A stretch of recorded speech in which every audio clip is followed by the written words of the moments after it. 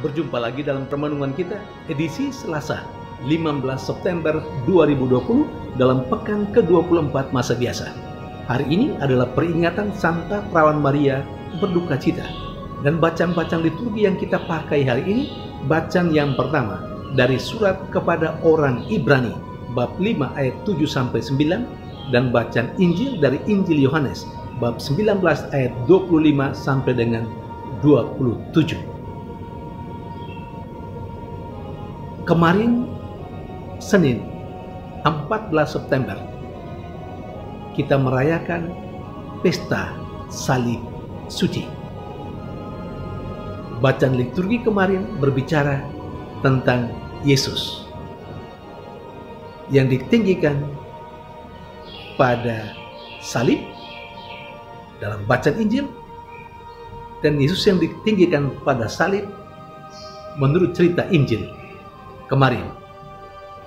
Itu tersimbol dalam apa yang dikatakan dalam bacaan pertama kemarin dari kitab Bilangan, di mana Musa disuruh oleh Allah untuk membuatkan ular tembaga dan dipasangkan pada tiang.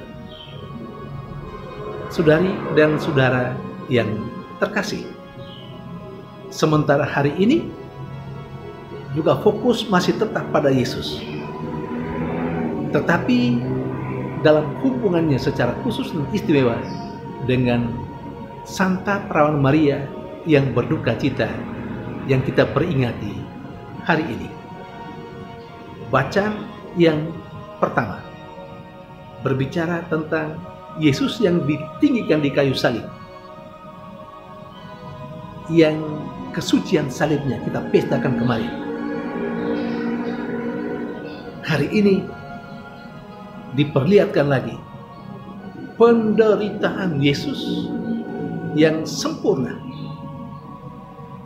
Ia menderita sampai wafat di kayu salib, dan semua itu Yesus jalani karena ketaatan yang mutlak kepada kehendak Bapanya.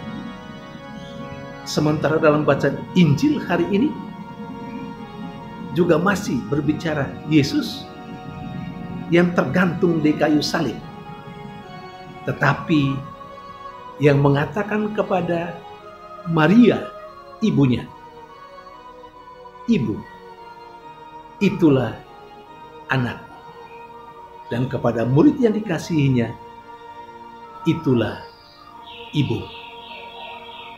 Saudari dan saudara yang terkasih, bacaan-bacaan liturgi hari ini, bahkan peringatan Santa Perawan Maria yang berduka cita, menunjukkan betapa dekatnya antara Maria dengan Yesus, betapa intimnya hubungan antara Yesus dan Maria. Secara teologis, Maria adalah bunda yang mengandung dan melahirkan Yesus, dan Yesus adalah Allah yang menjadi manusia, tetapi yang pernah selama 9 bulan dikandung oleh Maria. Kedekatan mereka adalah kedekatan antara ibu dan anak. Sementara di sisi lain, peringatan hari ini juga mengungkapkan kedekatan Maria dengan Yesus sebagai murid dan guru, sebagai Allah dan orang yang mempercayai, yang mengimani Allah itu. Maka apa yang dialami oleh Maria, yang enak dan termasuk yang pahit, yang menggembirakan dan membahagiakan, termasuk yang membuat Maria menderita dan berduka cita seperti yang kita peringati hari ini, semuanya itu dialami oleh Maria sebagai konsekuensi logis dari hubungan antara Maria dengan Yesus. Maria menderita karena menyaksikan kesengsaraan yang sangat tragis yang dialami oleh putranya Yesus Kristus sampai mati di kayu salib.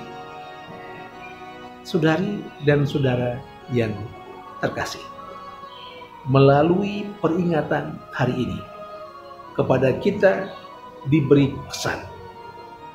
Yang pertama, sebagai seorang ibu, Maria mengikuti perjalanan hidup anaknya Yesus sampai akhir kehidupan Yesus di dunia ini, yakni mati di kayu salib.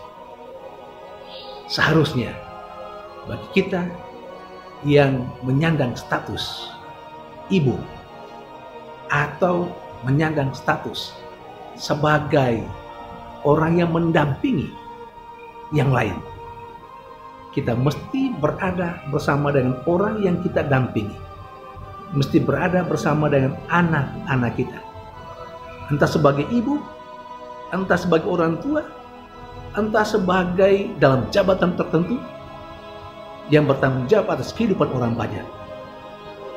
Kita mesti mengikuti perjalanan hidup orang yang dipercayakan kepada kita sampai akhir.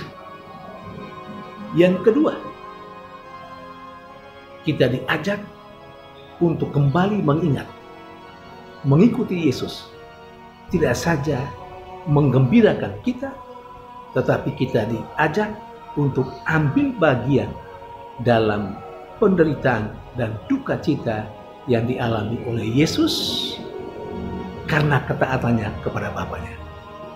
Maka kalau kita menjadi pengikut Yesus dan kita taat kepada Yesus, kita pun akan mengalami duka cita seperti yang dialami oleh Bunda Maria. Saudari dan saudara yang terkasih, satu hal penting yang perlu digarisbawahi, duka cita yang kita alami karena menjadi pengikut Yesus Kristus akan memberikan kepada kita akhir yang menggembirakan, yang membahagiakan, dan kebahagiaan itu akan kita raih dan tidak akan pernah berakhir dalam dan bersama dengan Tuhan. Mari kita berani dan terus berjuang mengikuti Yesus sampai akhir hidup kita. Tuhan memberkati.